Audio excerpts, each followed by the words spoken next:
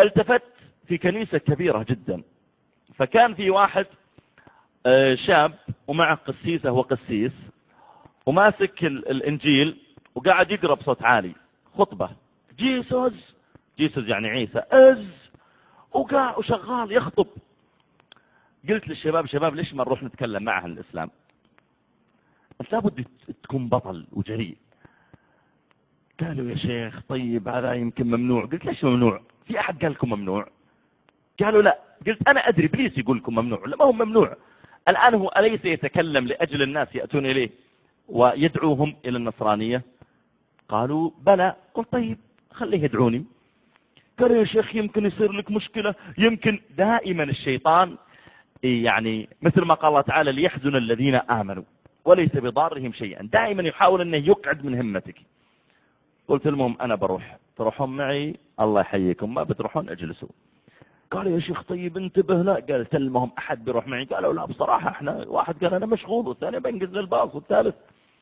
المهم ذهبت إليه وأقبلت إليه مبتسم وكذا متلطف وقلت له جود مورنينج مدري جود ايفنينج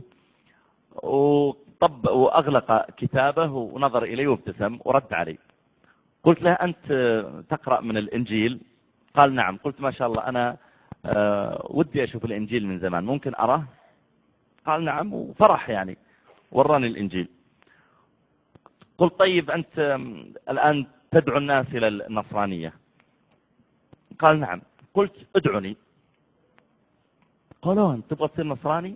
قلت ادعني للنصرانية، علمني وشي. جو عاد الشباب السعوديين.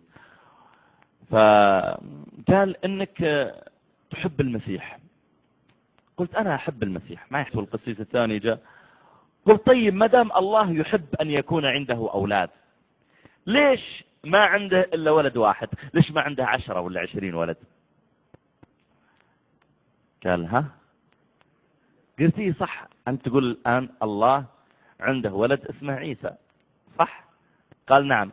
قلت ما دام الله يحب أن يكون عنده أولاد، ليش ما صار عند الله 10 أولاد ولا 20 ولد؟ وليش ما صار عنده ولد وبنت؟ ليش كذا بس ولد واحد وبس؟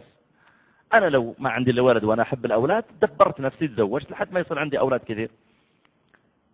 قاموا ناظر القسيسة، قامت ناظرة القسيس، قام القسيس قال I don't know. قالت هي I don't know. قال هو I don't know.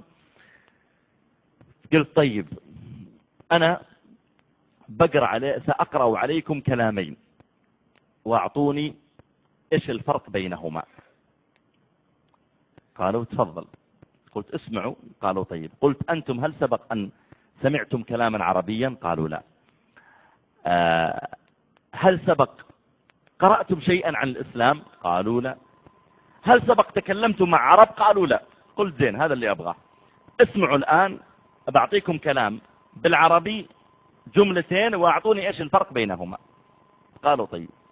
قلت الجملة الأولى ذكر رحمة ربك عبده زكريا إذ نادى ربه نداء خفيا قال رب إني وهن العظم مني واشتعل الرأس شيبا ولم أكن بدعائك رب شقيا وإني خفت الموالي من ورائي وكانت امرأتي عاقرا فهب لي من لدنك وليا يرثني ويرث من آل يعقوب واجعله رب رضيا.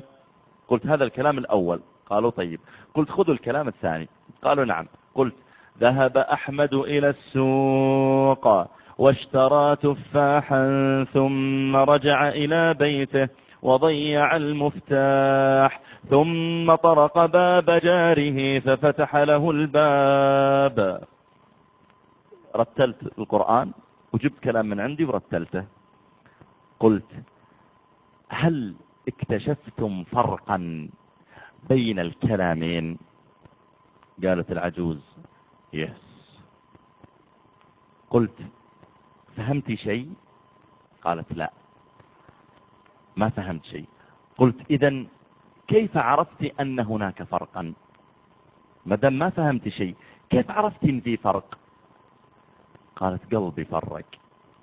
والله يا جماعة كذا طقت صدرها. قالت ماي هارت، قلبي. قلت ايش اللي حصل في قلبك؟ قالت I don't know، لكن الكلام الأول لما سمعته منك قلبي قام ينتفض معه، والكلام الثاني عادي. قلت طيب تتوقعين الكلام الأول ايش؟ قالت الكلام الأول كلام الله. والله العظيم هذا اللي حصل، والشباب كانوا يصورون بالجوالات. قالت الكلام الأول كلام الله، هي ما قالت كلام الله، قالت كلام البروفيت، كلام النبي اللي جابه من عند الله. قالت كلام البروفيت، قلت ما هو بكلام البروفيت، قالت كلام الله. والكلام الثاني كلامك. بعدين قالت يمكن قصيدة يمكن أغنية أنا ما أدري. تقول لكن الكلام الأول يختلف عن الكلام الثاني. شوف يا جماعة، لن أتكلم عن تأثير القرآن، لكن سأتكلم أن الواحد يكون عنده جرأة لتقديم ما عنده، جرأة في النقاش،